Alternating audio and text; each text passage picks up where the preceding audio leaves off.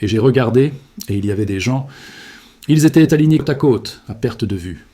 Aussi loin que portait mon regard, aussi loin que portait mon regard à gauche, aussi loin que portait mon regard à droite, ils étaient alignés côte à côte. Ils avaient les mains levées et la bouche ouverte.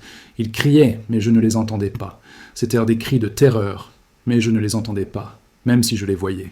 J'ai regardé, les flammes leur arrivaient presque à la taille. Mais vous savez comment le feu monte, et, comme on dit, il lèche. Le feu leur montait jusqu'à la poitrine, et leur peau fondait, mais elle ne se détachait pas. Elle bouillonnait. Leur peau bouillonnait. Et comme vous avez déjà vu des choses bouillonner, sauf que leur peau bouillonnait. Elle bouillonnait, mais elle ne tombait pas, et les gens criaient. Et il y avait ces créatures. Elles étaient aussi grosses qu'un chien, plus grosses même, comme un gros chien. Mais elles ressemblèrent à des bourdons noirs. Mais ce dont nous allons parler aujourd'hui, c'est du jugement et du lac de feu. Car si je ne le dis pas maintenant, il faudra longtemps avant que je le répète. L'enfer lui-même sera jeté dans le lac de feu. Vous passez de Charib dans Scylla, et ce n'est pas tout. C'est 100 000 fois pire que d'aller en enfer. J'étais là, debout, à regarder dehors, et je voyais comme une légère fumée. Il ne faisait pas sombre. C'était plutôt une brume légère, je suppose. C'était très léger. Je le voyais bien. Et j'ai cru apercevoir quelque chose au loin, puis j'ai commencé à bouger. La plateforme a commencé à avancer, et j'ai réalisé que j'étais derrière une paroi transparente, comme une barrière de verre. J'ai avancé, et elle s'est arrêtée. Je suis sur la plateforme. Et j'ai regardé, et il y avait des gens. Ils étaient alignés côte à perte de vue. Aussi loin que je pouvais voir derrière moi, à gauche, à droite. Ils étaient alignés côte à côte, les mains levées et la bouche ouverte. Criaient, mais je ne les entendais pas. C'étaient des cris de terreur, mais je ne les entendais pas, même si je les voyais. Puis j'ai regardé. Les flammes leur arrivaient presque à la taille. Mais vous savez comment le feu monte, et comme on dit, il lèche. Le feu montait jusqu'à la poitrine, et leur peau fondait. Mais elle ne se détachait pas. Elle bouillonnait. Leur peau bouillonnait. C'est comme... Enfin, vous avez déjà vu des choses bouillonner, sauf que leur peau bouillonnait. Elle bouillonnait, mais elle ne tombait pas. Et les gens criaient. Et puis il y avait ces créatures. Elles étaient aussi grosses qu'un chien, plus grosses même, comme un gros chien. Mais elles ressemblaient à des bourdons noirs. Elles volaient, et elles avaient un dard. Ce dard semblait mesurer environ 60 cm. Et il y en avait 3 autour de chaque personne, tout le long de son corps, jusqu'au bas du dos. Et 2 d'entre eux, quand les gens levèrent les mains et criaient, les piquaient, ils leur enfonçaient leur dard dans les mains. Et les gens criaient encore plus fort. Puis, quand ils ouvrirent la bouche pour crier, la 3e créature leur enfonçait son dard dans la bouche. Elle le leur enfonçait complètement. Et ils criaient encore plus fort. Et leurs mouvements étaient d'une précision presque automobile. Les créatures se déplaçaient, celle qui vous avait piqué à la main gauche passait à votre bouche. Vous piquez à nouveau, puis à votre main droite. Puis elle passait à la personne suivante. Elle se déplaçait ainsi. Et les gens hurlaient, leur peau boursouflait, mais elles ne se détachaient pas. Elles étaient juste là. J'ai regardé ça, et je n'en croyais pas mes yeux. Soudain, une de ces choses noires a percuté la vitre devant moi. Il essayait de m'attaquer. Waouh!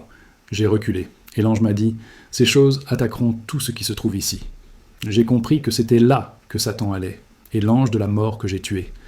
Je prie Dieu pour le voir jeter dedans. Je le hais, mais j'ai réalisé ce qu'ils allaient endurer, et que c'était pour eux. Ce n'était jamais destiné aux humains. C'était destiné au diable et à ses anges. Le châtiment est assez terrible pour punir un ange.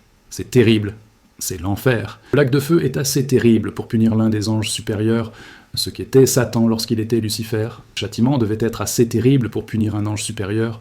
C'est absolument horrible. Et puis la plateforme a commencé à reculer. Et, excusez-moi, l'ange était sérieux. Il a dit « Dites-leur, ne venez pas ici. Vous, excusez-moi, dites-leur, ne venez pas ici. J'ai compris que c'est le jugement dernier, le sort final de tous ceux qui n'acceptent pas Jésus comme Christ. Il n'y a pas d'échappatoire. Comme on dit, ne vous méprenez pas. Il n'y a nulle part où aller. Si vous ne vous tournez pas vers lui, vous irez là-bas. Dieu ne veut pas que vous soyez là-bas. Dieu veut que vous soyez avec lui. Mais il n'a pas le choix. Si vous suivez Satan, si vous ne suivez pas Jésus, vous suivez Satan, et vous irez là où il va. Suivez Jésus, vous irez là où il va. Mais si vous ne le suivez pas, vous suivez Satan, vous irez là où il va, et vous subirez le même châtiment qui lui était réservé. Que Dieu te vienne en aide, ne joue pas avec ça, fais ce qui est juste. Tu as besoin de Jésus maintenant. Demande-lui de te sauver maintenant, tout de suite. Moi aussi, mon frère, je fais la même chose. Si cela a touché ton cœur, c'est de tout ton cœur que tu crois. Tu crois pour être justifié, et de ta bouche tu confesses pour être sauvé. Alors, confesse, ouvre la bouche, et confesse que Jésus est le Seigneur de ta vie. Seigneur Jésus, je te reconnais comme Seigneur de ma vie. Entre dans mon cœur, sauve-moi, prends-moi tel que je suis, et fais de moi ton maître. Si vous croyez cela, si vous croyez de tout votre cœur que Dieu l'a ressuscité des morts, et qu'il est bien celui qu'il prétend être, alors proclamez à voix haute, Seigneur Jésus, entre dans mon cœur, sauve-moi maintenant.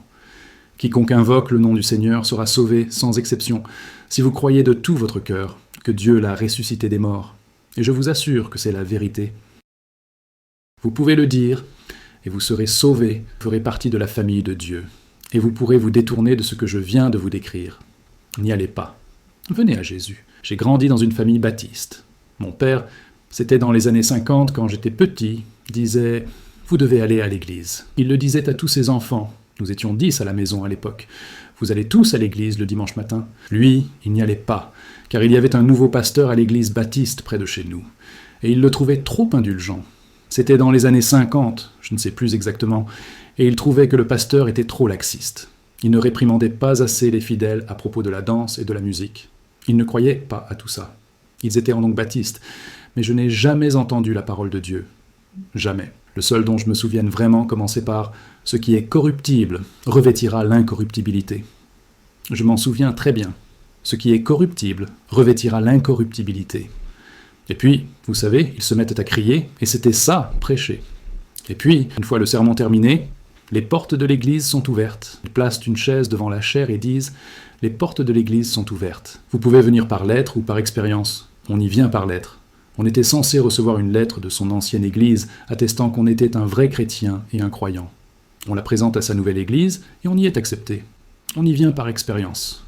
C'est-à-dire qu'on a senti la présence de Dieu. On s'approche et on s'assoit. On rejoint l'église. Personne. Je n'ai jamais entendu personne dire « Venez à Jésus, acceptez Jésus comme sauveur ». Je n'ai jamais rien entendu de tel.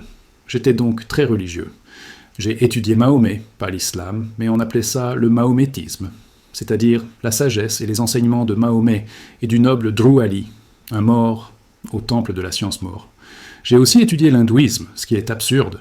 J'ai étudié le bouddhisme, ce qui est ridicule. Et j'ai étudié le confucianisme, mais c'était assez déroutant. Le confucianisme est assez déroutant. J'étais musulman, vous savez, et je continuais d'étudier. Il manque quelque chose. Alors j'ai continué d'étudier, encore et encore. Et puis, quand j'ai commencé à encourager cette fille à l'église, au centre chrétien de Crenshaw, j'ai entendu la parole et je suis né de nouveau. Je ne suis pas né de nouveau à l'église, je suis né de nouveau à mon bureau. J'avais un atelier de lavage auto, et ma vie était un vrai désastre. J'étais enragé et incontrôlable. Je m'emportais pour un rien. En fait, il suffisait que j'enlève mon chapeau pour que je me mette à frapper. Ma vie, j'avais quitté l'armée, et mes journées se déroulaient ainsi. Après la fermeture de l'atelier, j'allais au bar du coin, à 2 pas de chez moi. Il appartenait à un grec. Quand il allait à l'épicerie, il m'achetait du Chivas Regal.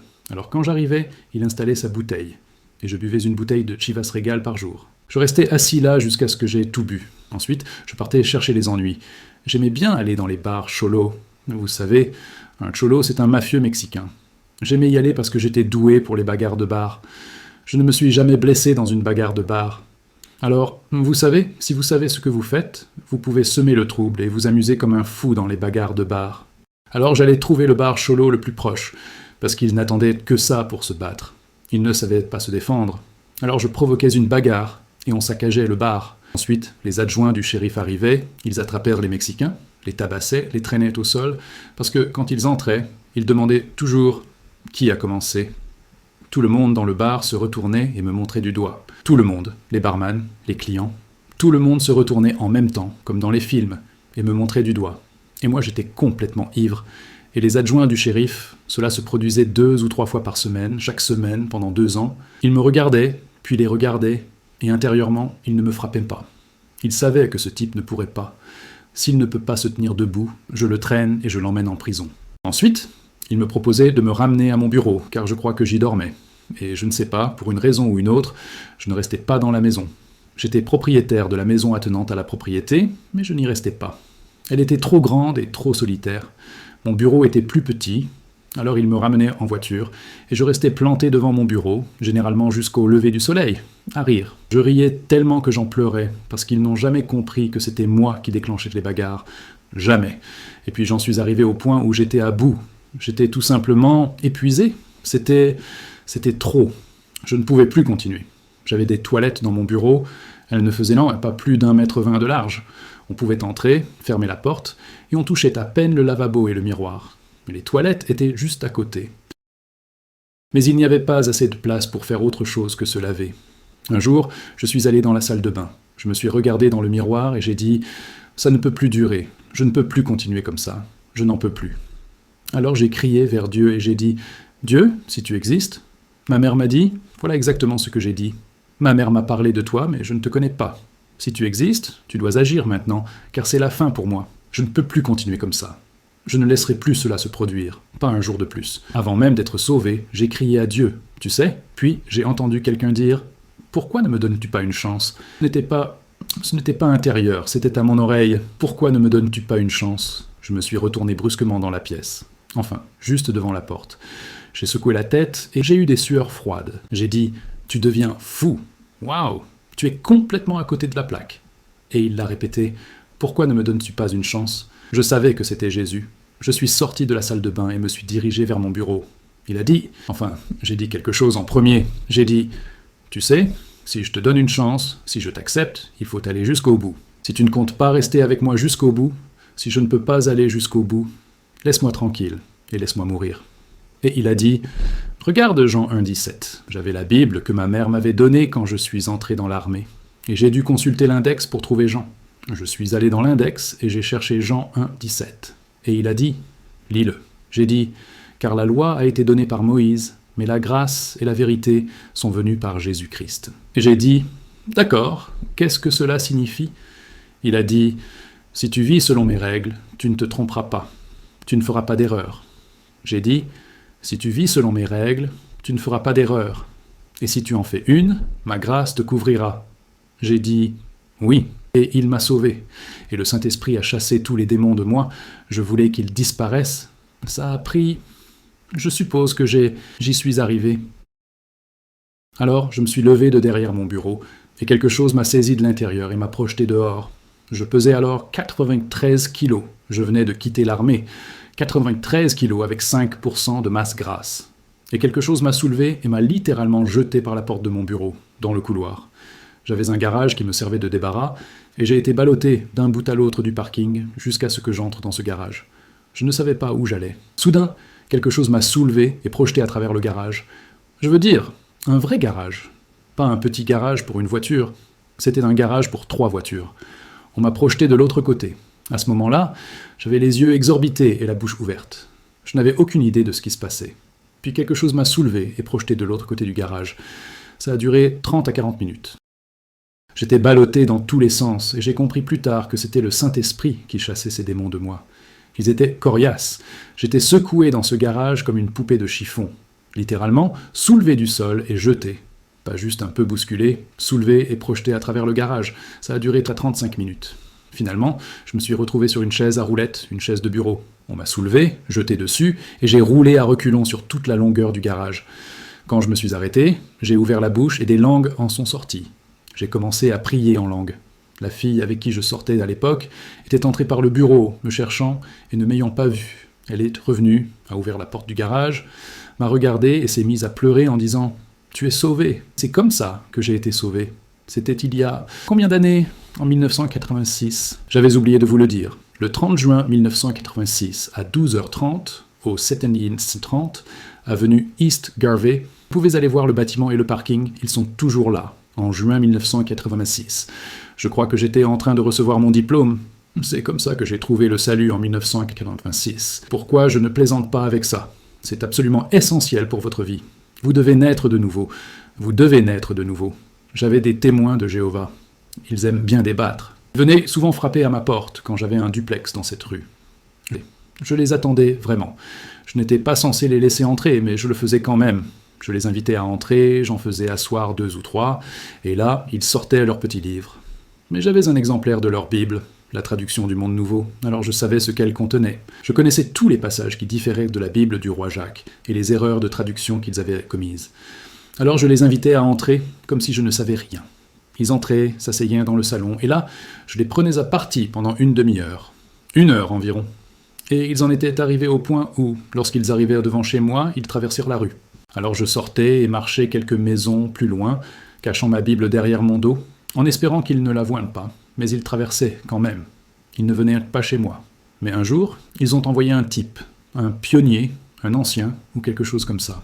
Il est arrivé, il allait aider, discuter de ses recherches bibliques avec moi. Il a commencé à parler, et il a abordé certains points sur lesquels j'avais critiqué les autres. Alors je l'ai regardé et je lui ai dit « Vous savez quoi ? Vous devez être né de nouveau. » Il s'est levé et est parti. « Tu dois oublier tout ça, toutes ces recherches, tout le grec, tout l'hébreu, tu dois naître de nouveau. » Il est parti. Il ne voulait rien entendre. Mais au final, peu importe ton niveau de grec, peu importe tes connaissances en hébreu, peu importe tout ce que tu as entendu, peu importe tout ce que tu crois avoir lu, tu dois naître de nouveau. Sans cela, la Bible ne te sert à rien. La seule chose qu'elle puisse te faire, c'est de te dire que tu dois naître de nouveau. Le reste de la Bible est pour nous, pour le corps du Christ. Mais toi, tu dois naître de nouveau. Point final.